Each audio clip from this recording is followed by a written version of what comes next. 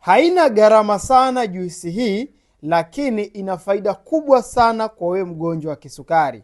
Unajua ni juisi gani? Ni juisi ambayo itakufanya ujihisi umeshiba nyakati zote, kwa maana utapunguza ile hamu ya kula. Tunafahamu madhara ya kula kwa mgonjwa wa kisukari. Lakini pia juisi hii ina mafuta mazuri kwa wewe mgonjwa wa kisukari, ambayo itakusaidia katika afya ya moyo. Lakini juisi hii itakusaidia kuweza kufanya sukari yako haipandi mara kwa mara au kwa ghafla mara tu baada ya kumaliza kula. Lakini juisi hii itakusaidia kupunguza kiwango cha sukari katika damu.